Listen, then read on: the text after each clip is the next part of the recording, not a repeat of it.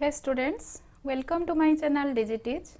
I am Sanjukta Kaur, a postgraduate teacher in computer science. Here in my channel, you will get all the videos related to CBSE class 11th and 12th syllabus, computer science with Python. In this video, I am going to discuss some functions related to tuples like count function, min max function, sum function, like any function, index, all these. This video is very informative for you. So students, watch this video till end. Your doubt will be cleared. Like my video, share it with your friends so that they also get benefit from this video. And subscribe my channel students if you have not subscribed till now. The most important part is you can ask your queries in my comment section so that it will be cleared in my upcoming videos. Thank you students. So let us discuss these functions. But before that, as you know, tuple is immutable data type, right? That means we cannot apply the extend function, append function, insert function, remove function, pop function. We cannot apply all these functions with tuples, right students, due to the immutability properties. So let us discuss these functions. Count function. Count function is used to count the occurrence of an item in the tuple. Very simple students, that to find out the occurrence of any particular item from your tuple variable, then we have to use count function. So basically count function returns one number, that means the occurrences of any particular item. So here you can see that A is a tuple variable having some elements, and if you want to find out the occurrence of the element 20, then we can give the command a.count20, so that your Python returns 4, because 4 times 20 is there in the variable a tuple. Similarly, second example, if that tuple t1 contains some elements, and if you want to give that count function, and in that count function 5 is there, that means 5 is the argument. So we want to search the total number of occurrences of 5. So here how many times 5 is there? 2 times. So your Python returns 2. Similarly, third example, t contains some string type of values. Here you can search the occurrences of any string also students, right? So t.count book, that means how many times book is there in this tuple variable t. So your Python returns 3, because you can see 3 times book is there, right? So here count function returns the total number of occurrences of any particular item from your tuple. So let us do this count function practically. Here you can see one tuple variable t having some elements. So if you want to search the occurrences of 20, for example 20, how many times 20 is repeated here, that is this time index number 120 is there, similarly in this index 20 is there, here also 20 is there. So if you want to search the total occurrences of 20, then here we just use the count function t.count, and here 20 is the element, 20 is the item. That means we want to just find out the total number of occurrences of 20 from this tuple variable. So here our Python returns us, that is 3, because 3 times 20 is there. So in this way you can use the count function. So basically count function returns the total number of occurrences of any particular item from your tuple variable. So here suppose t.count suppose 30. So how many times 30 is there? You can see that is 3 times. Similarly, if you want to search the occurrences of 10, so here you can write just t.count, then 10. Now you can see the what is the occurrence of 10, that is 1. So 1 time 10 is there. So in this way we use the count function to find out the total number of occurrences of a particular element from our tuple. Hope all of you understood. So next we will discuss the any function. So any function returns true if a tuple is having at least one item. If the tuple is empty, then it will return false. Okay, that means first of all, if your tuple is empty, then any function check whether there is any item or not. if that one is empty, then it returns false. If the tuple contains at least one value or one item, then also it returns true, right? So here two examples I have given. T1 equal to 1 comma, that means this for T1 is one tuple variable having single element, right? So print any T1, that means true, because at least one element is there, right? So any function returns true if any item is there in your tuple variable, but it returns false if nothing is there, if your tuple variable is totally empty, right students? So let us do this practically. So here suppose my tuple variable T equal to, here I want to store some elements, already I have stored now. Now you can check any function, and in that argument part here we have to provide the tuple variable, right? That means is there any item in that tuple variable? Yes, so it returns true. But if T1 is one tuple variable and that one is the example of empty variable, that means no element is there.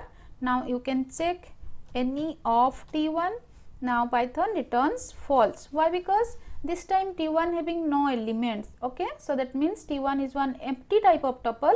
So if you want to use any function with that empty tuple, then it returns false. So hope all of you understood the use of any function over tuples, right? So next we will discuss sum function. As it indicates the name sum function, so sum function takes the tuple sequence and returns the sum of elements and elements of the tuple, right? Here the tuple must have numeric elements, because here sum function indicates that it returns the sum of all the elements of the tuple variable, and here your tuple must be must having some numeric elements, right? For example, T1 equal to some integer values I have stored, so print sum of T1, that means the sum of all these elements will be 15, so it returns 15. Similarly, if your tuple variable contains float elements, then no problem, you can find out the sum of your tuple variable and it will be 20.0. So let us do it practically. Suppose one tuple variable T having some elements. Now if you want to find out the sum of all these elements, then sum function we will use here and tuple variable name we will use. So sum of T, now it is 15. Similarly, if my tuple variable T1 having some float elements like 1.2 and 3.5, next is 4.7. Now you can find out the sum of these values also by using the sum function. So what will you write, students? So here sum of tuple variable name, my tuple variable name is T1. So here sum of T1, that is 9.4. But if your tuple variable, that is T2 equal to some other elements other than numeric values, for example any alphabet or any numbers, because alphabet, numbers, mixed type of values, suppose any string, then in this case you cannot use the sum function, right students? Here if you will use the sum function, then very simple, our Python returns error message, right? Here you can see the same. Suppose T2, now T2 contains some mixed type of values, that means T2 does not contain any numeric values, right? So here mixed type of values are there, so in this case Python returns error message. So here we can conclude that sum function needs the numeric values, right students? So hope all of you understood about the details of sum function. So let us discuss the next function, min and max function. So min function returns the element with minimum value from the tuple, and maximum function, that is max function returns the element with maximum value from the tuple. So there are two functions. How will you use these two functions? See here tuple, that is TP1 contains some values, and you can see 90 is the maximum value and 10 is the minimum value. So when you use max of TP1, that Python returns 90. When you use min of TP1, that means what is the minimum value of this tuple variable, that is 10. So here Python returns 10. And if your tuple contains any string, then at that time also you can find out the maximum character and minimum character. But what that Python internally does, that here the string get converted into individual characters, and then are compared to that basis of ASCII values. Okay students, what do you mean by ASCII values? American Standard Code for Information Interchange. That means if there are two strings in a tuple, then the first different character in the string is checked. Okay, so here if suppose for example top 1 equal to some strings are there, Ali, Rahul, Vikas. So here the first character is checked. That means A, what is the ASCII code of A, what is the ASCII code of R, what is the ASCII code of V, and here print max of TP1. Then it just provides that string Vikas, because you know that ASCII code of capital A is 65, similarly capital B is 66, capital C is 67, and so on. So here you can get that capital V having maximum ASCII code as compared to R and A. So your answer is Vikas, right? Similarly, if your tuple contains a single string, so here max of A, that means A having that value 65, but here P, L, E, all these are small letters, small alphabet, right? So small a starts from 97 and small b 98 and so on. So P having the maximum ASCII code as compared to other characters. So here the answer is P.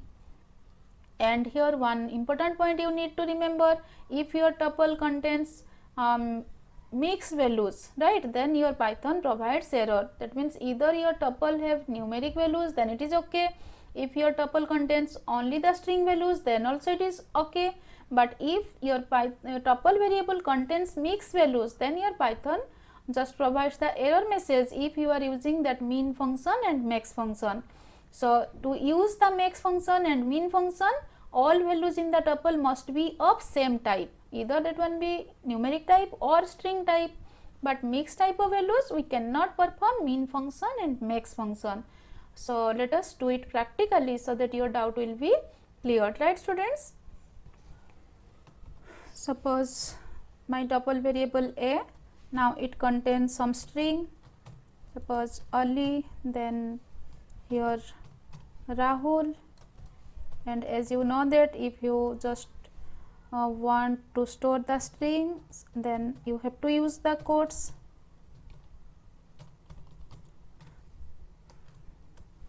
Okay, so now just before using the max function and min function, I want to display the ASCII code of characters, right? So one ORD function you have, that is ORD function is used to find out the ordinal value or ASCII code of particular characters, particular alphabet, particular character students. So here what is the ASCII code of capital A? Then you can see it is 65. Similarly, what is the ASCII code of capital R?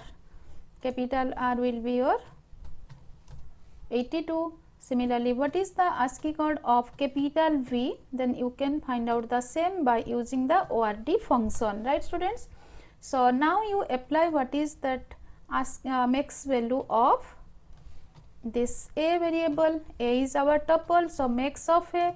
Now you can see Vikas, because here our Python internally check the very first letter of the string. So A, R, V. So which character having the ASCII highest ASCII code, then that one is our answer if we are using max function. Similarly, if you are using min function here, then you will get min of A. Now your answer will be Ali, because A having the less ASCII code as compared to R and V. So here answer is Ali, right students? Similarly, if your tuple contains numeric values, suppose any type of numeric values you can store, 400, then 5, then 79. Now you can check what is the maximum value of this variable A. Now here you will get 400, and what is the minimum value over this variable A?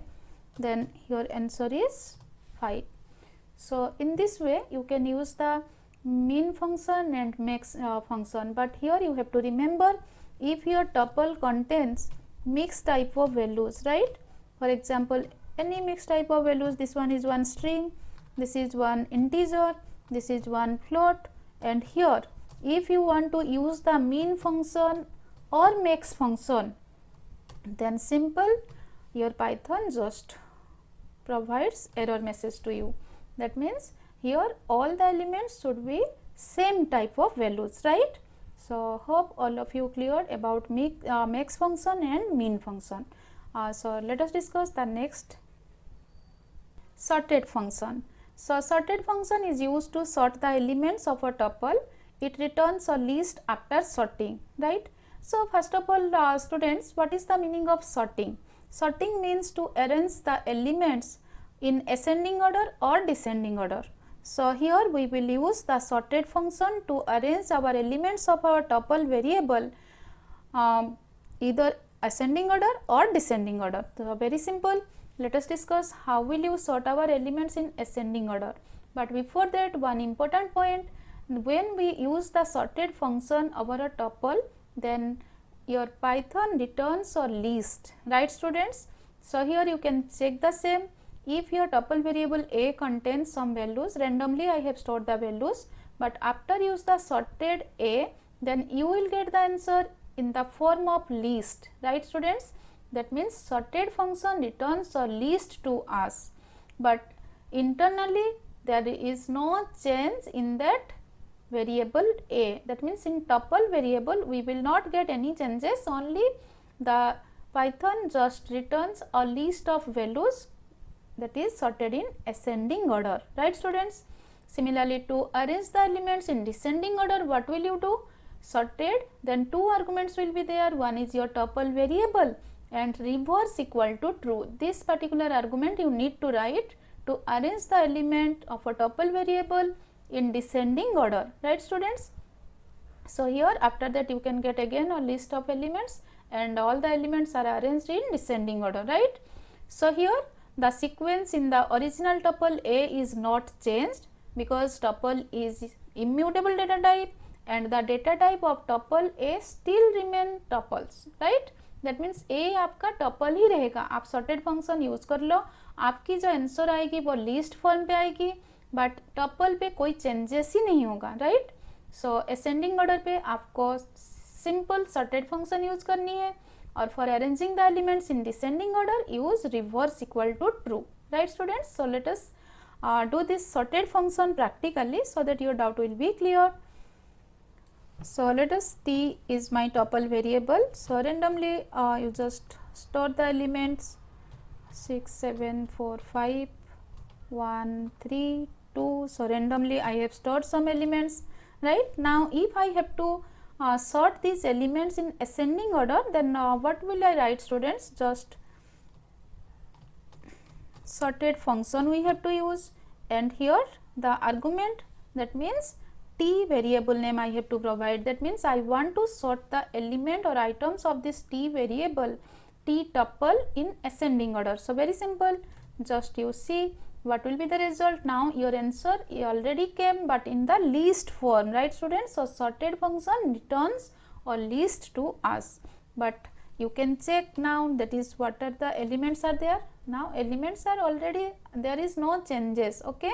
So आपने sorted function use किया है तो आपकी जो answer आएगी वो already ascending order में आ चुकी है और वो लीस्ट फॉर्म पे आ चुकी है, बट आपके टपल में आप देख लेना कोई भी चेंजेस अभी तक नहीं हुआ है. That means tuple is immutable data type, right?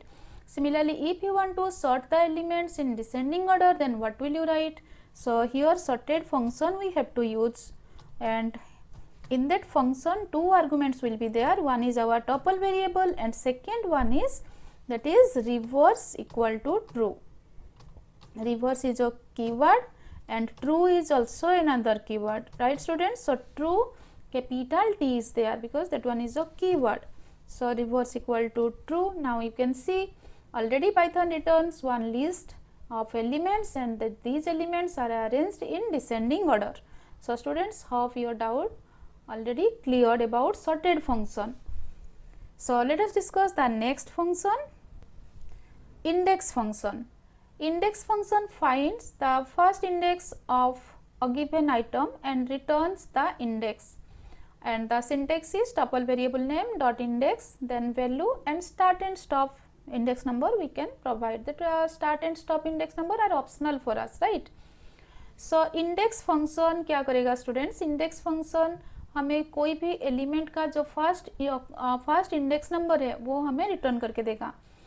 Here you can see one example. What is the variable name? Tuple variable name. Here some strings I have stored yes, no, yes, yes, no.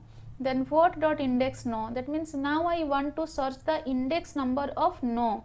So here the first occurrence will come, that means no is there in index number 1, but you can see no is there in index number 4 also. But when you search the index number of no without any start index number and stop index number, then very first occurrence of no will come, that means the index of very first occurrence of this particular string will come, that is 1. Similarly what dot index yes, तो yes आपकी कौन से index number पे है बेटा, 0 index number पे है तो वो 0 आएगा. सिमिलरली अगर आप स्टार्ट इंडेक्स नंबर दे देते हो कि यहाँ से मुझे सर्च करनी है, so what dot index yes 1, that means अब आपकी जो सर्चिंग स्टार्ट होगी वो 1 से स्टार्ट होगी. 1 इंडेक्स नंबर पे येस है ही नहीं, बट 2 इंडेक्स नंबर पे येस है तो इस केस में 2 आएगी. Similarly what dot index no comma 2, that means आप नो सर्च करना चाहते हो, नो स्ट्रिंग का इंडेक्स नंबर सर्च करना चाहते हो बट इंडेक्स नंबर 2 से स्टार्ट करना चाहते हो. So this is your 0 1 2. सो 2 से जब आप सर्च करोगे तो नो कहाँ पे है स्टूडेंट्स, 4 इंडेक्स नंबर पे, सो 4 will come. So in this way you can just search the index number of any particular element by giving the start index number and stop index number also, right students? So index function generates an error if there is no such element present inside a tuple. This one is very important. That means suppose if you want to search the index number of any other string other than yes and no, then your Python simply just generates error message, right? So let us do this index function practically, students. So here suppose my tuple variable a, now a contains some elements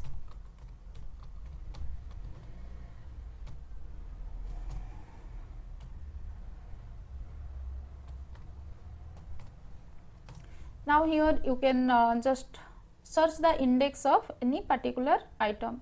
So here index, our tuple variable name is a, so a dot index function, here if you want to search the index number of 10, then you see here the index number 0 will come. Why? Because 10 is there in index number 0 and next 10 is there in index number 5, right students? So here 0 will come because this is the by default, that means when you use the index number without any start index number and stop index number, then first occurrence of that item just will just return by your Python. So here first occurrence of 10, that is in that index number 0, but here if you want to search the index of same item 10, but now you start searching from index number 2, so in this case which index number will come? So now you have started searching the index of 10 from index number 2. So which one is that index number 2, students? This is 2. That means now you want to search the index number of 10 from index number 2, right? So here index number 2 is this one. So 2, 3, 4 and 5. Now you can see that your Python returns 5 because in 5 index number 10 is there. So in this way you can search the index of any particular item from your tuple variable by giving the start index number and stop index number also. Hope all of you understood the concept. Now we will discuss about delete a tuple. That means how do you delete a tuple? So here the del statement is used to delete a tuple. Actually del is not a function, okay? So del is a statement. So here top variable is 1 2 3 4 5, that means top is a tuple variable, contains some elements, and print top, you want to display the elements of this tuple variable.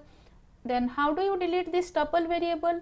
That means del statement we have to use, del top, and after deleting this tuple variable, if you want to print the value of tuple, then error will come. So we cannot remove elements from a tuple due to their immutability properties, right? That means we can delete the whole tuple, but we cannot delete the individual elements from a tuple variable because we know that tuple is immutable data type, right? So let us do this practically. Here a is already one existing tuple variable, right? So how do you delete this tuple variable? By using the del statement. So write down del keyword. Del is a keyword also, students. So del, then tuple variable name. So in this way we can delete the whole tuple. So here you can now print the values of that a. Now Python just provides the error message. Why? Because now a is not available, right? Because we have deleted that a variable, right students? So in this way we can delete any tuple variable. So students, hope all of you understood the concepts of all these functions, but do it practically so that your doubt will be cleared, and wait for my next video. Thank you students, thank you very much.